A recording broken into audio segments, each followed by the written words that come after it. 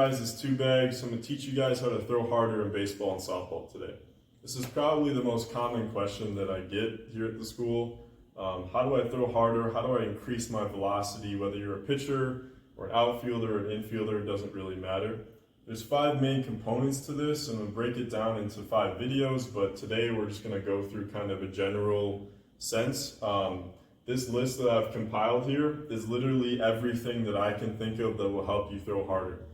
In today's game, throwing hard is extremely important. It allows you to get more outs on defense. It allows you to be a better pitcher. Obviously, it gives the hitter less time to react to the pitch. It makes your off-speed pitches better. Gives you a better chance of getting recruited. So there's just a ton of benefits to this, but we want to make sure that we learn how to throw hard safely, and also keeping our health in mind. With this kind of big push to gain velocity, at the same time, there's been an increase in injuries in the sport. So I think it's really important to consider both of those things. And so the first thing that we're going to want to consider is size. In general, I see youth athletes all the time. They just need to get bigger in general. They need to gain muscle. They need to get bigger so they have more momentum in their throws. The first place you're going to want to start with that is sleep and nutrition. Just trying to make sure that we sleep more and eat more food so we're just getting more calories in. And then stress management as well. It's really tough to pack on muscle if you're just constantly stressed out with homework or social life or whatever it is. So that's another thing that we want to work on. And then finally, lifting as well, obviously. So, progressive overload, pushing yourself in the weight room and getting higher numbers on your lifts. But also making sure that we're working on key lifts that matter for baseball too. And so lunge variations, deadlift variations, chin-ups, rows, stuff like that. It's really going to support our athleticism on the field. The second thing we're going to want to consider is athleticism. And so when I say athleticism, that's a very broad term, and it does kind of encompass a lot of different things, especially in baseball and softball. So we want to work on speed, power, and explosiveness. Throwing a baseball or softball is a very explosive move. We want to make sure that we can move quickly and athletically down the mound or on the field. So we can work on med balls, jumps, sprints. We can work on a lot of different things that are going to get the athlete moving faster. So that's one thing we want to work on. Mobility, obviously just being able to get into greater ranges of motion when you throw, that's going to allow you to throw harder in general. If you're kind of stuck in a short range of motion when you throw, obviously that's not going to allow you to, reach your maximum velocity for pitching or whatever it is. Stability, in your core, in your shoulders, doing bands, doing core work, a lot of that stuff is going to help, and movement quality as well. For that, a lot of times I recommend playing multiple sports. Being able to move and coordinate yourself and understand your body is a skill, and we can train that by just moving in general, by getting outside, playing different sports, getting exposed to different stimuli that way. C is the third thing is going to be work capacity, so doing long toss and just throwing consistently. You can have perfect mechanics, you can be a crazy athlete, but if you're just not throwing very often, it's going to be very hard to gain velocity. And so throwing is a skill. The best way to get better at a skill is to practice it. So just increasing your work capacity in throwing is going to help you throw harder, just logically. And then D is going to be mechanics. There's 5 main things that we talk about here at the school when we do our throwing camps, we do pitching lessons, stuff like that. It's going to be leg drive. It's when we push off our back leg. Hip rotation, when the back hip rotates into the throw. The lead leg, blocking that rotation so that our hips can stop, which allows our shoulders to come through and rotate. That's the 4th thing. And then finish, finally. So when your chest comes down and we kind of get a little bit more linear into the throw. And that's a really important thing. I would say at the youth level, that's the most common mechanical fix that we have, especially in pitching lessons, is the finish. That's where your chest comes down. It allows you to get closer to the plate with your release point. And it also just allows you to use your core a lot more too. A lot of people think throwing is a strictly rotational move, but it actually works in a very linear plane too, kind of at the end of the rotation of your hips. You want your chest to go straight down towards the plate, as a pitcher, but also, if you're a shortstop, it's the same thing. You're going to finish your throw straight towards first base.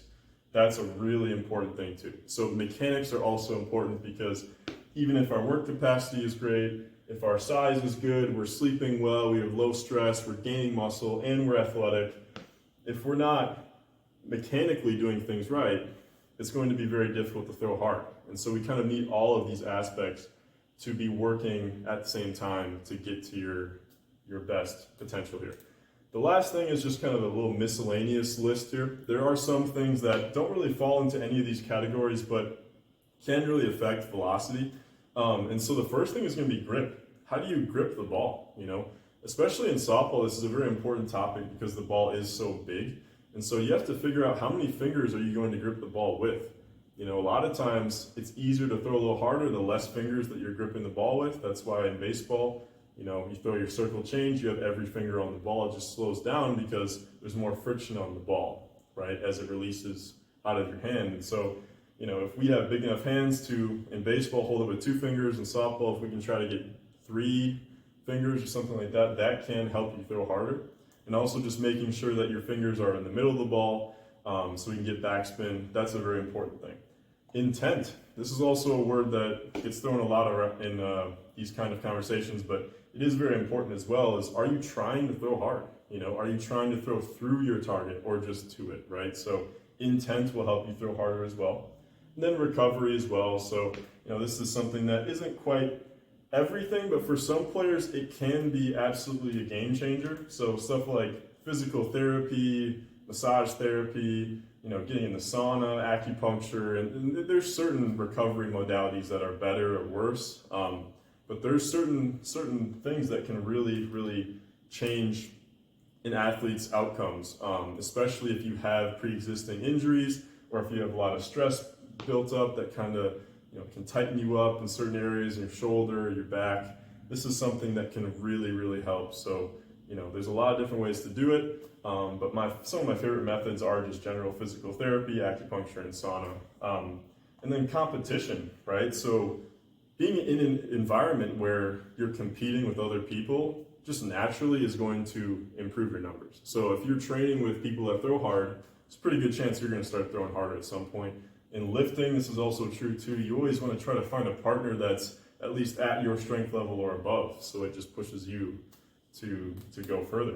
And then finally, adrenaline. This is really common with pitchers know this especially. A lot of times your bullpen numbers will be lower than your in-game numbers. That's just because of competition and adrenaline. So mentally, there's a lot going on there too. So when we consider all of these things, that is how you can throw harder. If we can get every single one of these aspects on point, there is no way that you won't reach your genetic potential. Now, can everybody throw 90 miles per hour in baseball? Probably.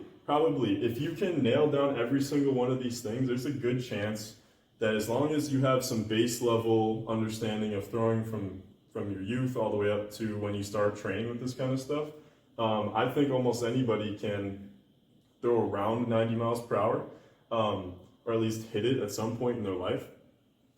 Past that, that's not for everybody. I don't think anyone can just go out there and throw 95 to 100 or even more than that. I think part of it is there is a genetic factor when we think about just general size, limb length, and just ability to pack on muscle and stuff like that. There's a lot of factors there that do play into it.